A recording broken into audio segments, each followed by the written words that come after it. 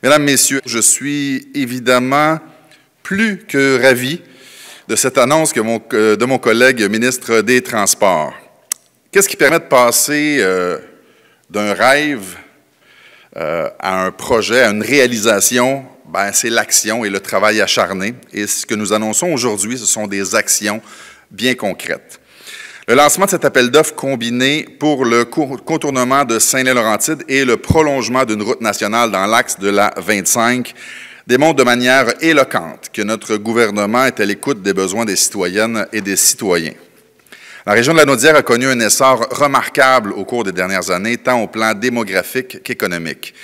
Ainsi, entre 2011 et 2016, la population de Saint-Lin-Laurentide s'est accrue de 19 %.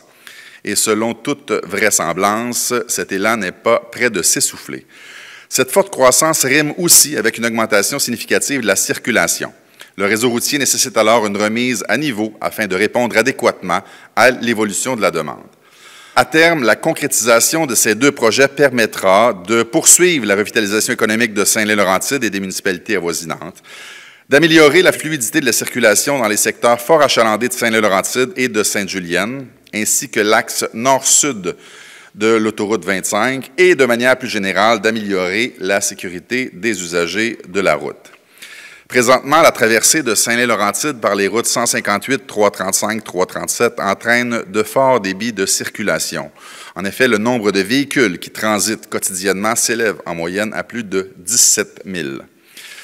On prévoit qu'à terme, la voie de contournement contribuera à diminuer de plus de la moitié les déplacements, particulièrement dans les secteurs les plus névralgiques, comme la rue Saint-Isidore et la 12e avenue. Ce projet va donc non seulement permettre d'améliorer la sécurité routière, mais aura également une incidence marquée sur la quiétude de la population locale. De son côté, les débits de circulation sur la portion de la route 125 à partir de la municipalité de Saint-Esprit sont particulièrement importants, surtout les week-ends. Les objectifs du projet sont donc de favoriser une meilleure accessibilité à la partie nord de la région de la Naudière, ainsi que de diminuer la circulation au centre-ville de Sainte-Julienne. Par ailleurs, la réalisation de ces travaux permettra de résoudre les problèmes de circulation et de sécurité sur la route 125 entre Saint-Esprit et Rawdon.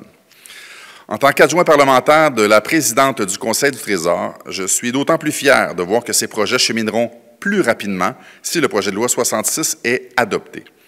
Je compte bien sûr suivre attentivement l'état d'avancement de ce dossier afin de m'assurer de sa progression.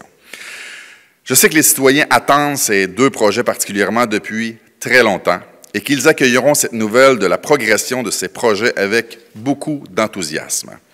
Après avoir attendu beaucoup trop longtemps, c'est maintenant le temps d'aller de l'avant. Merci pour votre attention.